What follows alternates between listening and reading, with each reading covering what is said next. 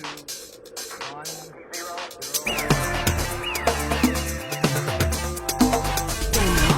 tres, cuatro.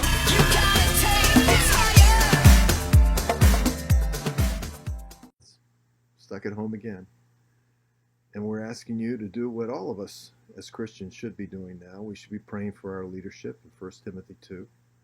We should ask that God will give them wisdom and that their leadership will not be self-serving, but that God will actually touch their hearts to be a proper representation of their nation and the needs of their nation. I'm not saying that they don't. I'm just saying that it would be good for us to continue to pray for them. I can't imagine the stress and pressure that many of these leaders are under on every level of our government. So just be praying. That's what we should be doing. We've been talking about those things that you come to know when you get older. You know you're getting old when? Well, we've talked about people saving things, all these nonprofit organizations that send you those little address stickers, and you can't throw them away. You might have drawers full of those things, but you just can't throw them away. You can't throw away the pens that come with them. They may be 20 years old, but you got them. They're just too good looking, and there may be a use for them. Let's talk about other things that we save because we're older. Because when you get older, you realize that everything that you have once used can be used again, typically.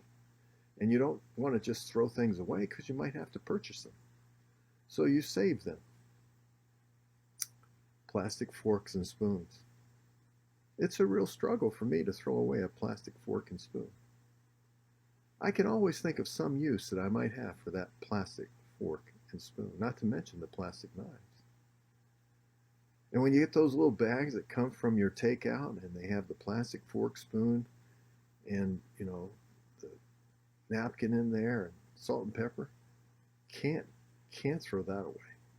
You may have drawers full of these things. You might have plastic spoons and forks and knives that you've used, but you simply can't find it within your heart to throw them away because you may someday, even if it's 20 years from now, which you won't probably live to see, can't throw it away. Now, I have to admit, I'm struck with this disease. I save these things because I can always think of some use. Might use it to stir the dog's food. I don't know, but I just can't find it within my heart to throw it away because I might someday use it. Plastic forks and spoons and knives, folks. Got a whole drawer full. It doesn't matter how cheap they are. It doesn't matter if you can replace them easily. I don't want to add to the destruction of our environment by throwing them away. I think I'll just hoard them. Now, can't give them to anybody else. When I die, there's going to be drawers full of these things that no one's going to want. They're going to throw them away. But, between now and then, I might find a use for them. Who knows? Who knows? We might just come to a point in time where we just simply have to live with these plastic knives, forks, and spoons to survive. Yeah, well, I'll be in good shape. I want to talk about, and I'm going to use Psalm 37, and we're going to land here for a little while, about the issue of the way that we relate to the world around us. Now, we've talked about the fact that when you get older, you start listening to news. It doesn't matter whether it's CNN or Fox or ABC or NBC. It doesn't matter. You're getting older when your news channel's on as soon as you get home, first thing you get up in the morning, and probably the last thing you do before you go to bed at night.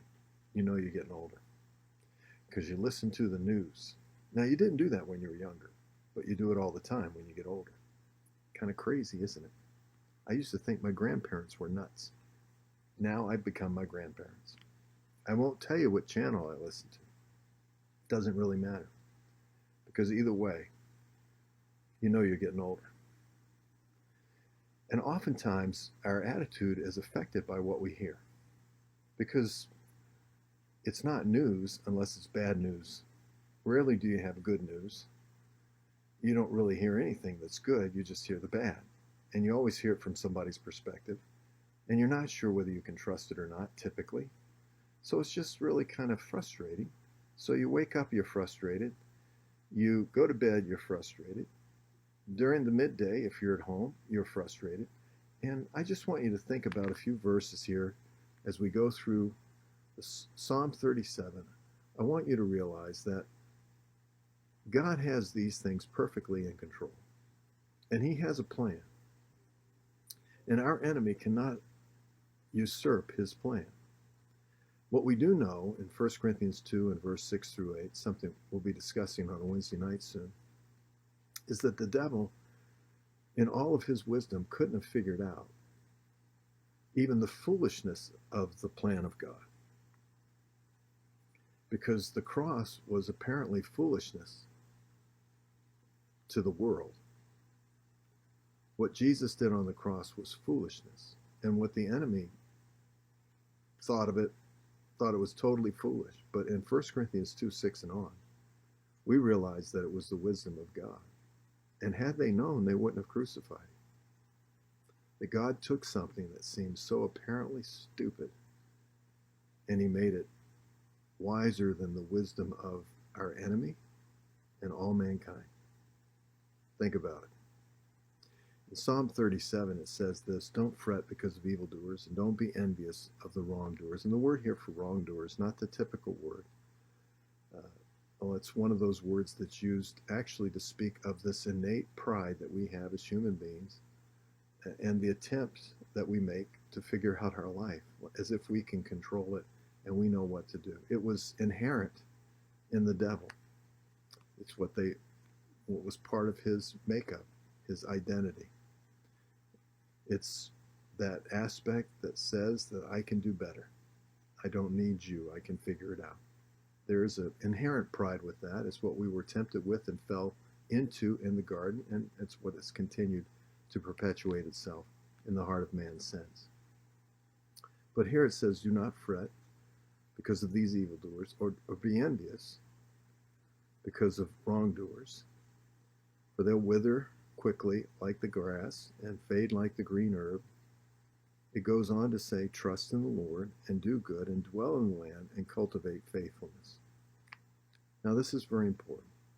First of all, do not fret and do not be envious are the way that they are laid out in the Hebrew, with the imperfect and also the negating adverb, means that this is something that we should permanently, or if you will, continuously avoid. A permanent admonition. Do not fret. And the word fret, probably not the best definition, means to become incensed. It's actually in a stem that has more of a personal element, a reflective element to it. Don't get personally hot or angry or incensed over those people that are doing evil. And don't become jealous.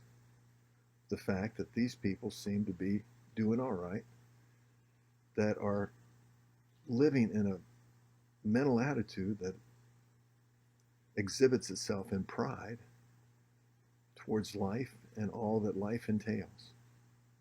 And don't get involved in any of that. But because one thing we know is that they will wither quickly, and they'll fade like the grass and like the green herb. Till next time, God bless.